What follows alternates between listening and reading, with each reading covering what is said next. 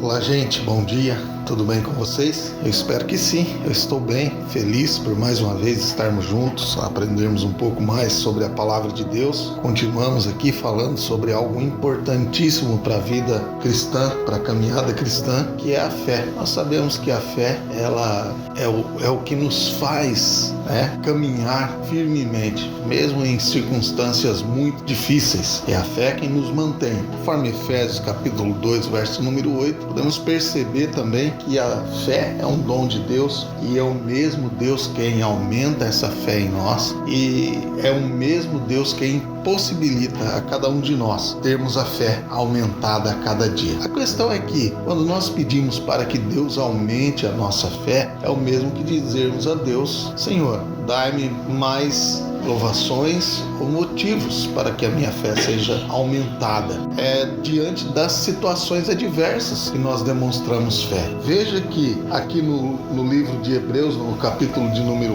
11, a partir do verso 23, nós podemos perceber isso na vida de Moisés. Olha só, os pais de Moisés, pela fé, Moisés, depois de ter nascido, foi escondido por seus pais durante 3 meses. Havia um decreto onde todas as crianças deveriam morrer, os meninos, homens, deveriam morrer. O rei, o faraó, tinha decretado isso. Mas os pais, pela fé, os pais, confiando que daria certo aquele projeto em nome de Deus, fizeram isso. Um outro ponto que mostra muito da fé é que lá no verso número 27, Moisés, pela fé, abandonou o Egito, não ficando amedrontado com a ira do rei, pois permaneceu firme como quem vê aquele que é invisível. Moisés estava com os olhos no Deus de Israel, no Deus poderoso. É isso que o autor está escrevendo aqui. E então ele conseguiu demonstrar e viver pela fé, porque viver pela fé é desafiar as circunstâncias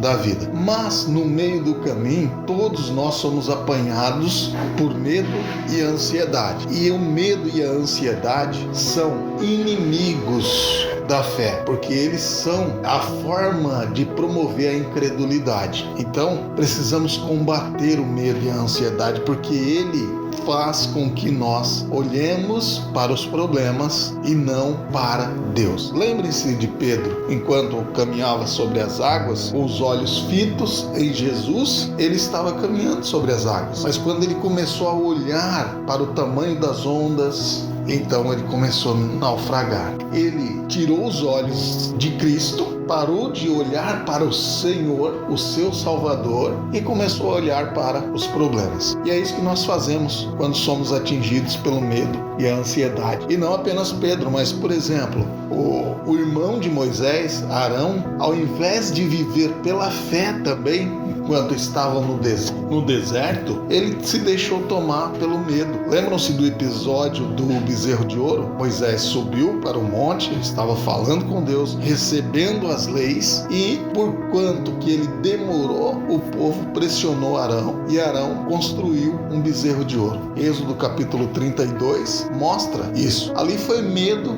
e ansiedade da parte de Arão, e ele deixou de viver pela fé e sucumbiu às adversidades daquele momento. Um outro grande personagem que pode nos falar sobre isso também na Bíblia é Saul. Veja como ele agiu quando estava esperando Samuel para fazer o sacrifício e Samuel ainda não havia chegado. Ele próprio tomou o lugar que era do profeta e ofereceu o sacrifício. 1 Samuel capítulo 13, e depois ele repete isso no capítulo 15 também. E por conta disso, Saul não conseguiu viver pela fé, porque o medo, a ansiedade roubou isso dele. Então nós precisamos guardar o nosso coração, livrar o nosso coração do medo e da ansiedade. Precisamos olhar para Cristo, precisamos clamar por Cristo e andar com Cristo. Veja que o medo também fez com que Pedro negasse Jesus por 3 vezes. Mateus capítulo 26, os versos 69 ao 75. Então o medo e a ansiedade não é brincadeira. Nós precisamos combatê-lo. E como é que nós combatemos? Orando oração, estudando a palavra de Deus, pedindo ao próprio Deus, em nome de Jesus, que tire de nós todo medo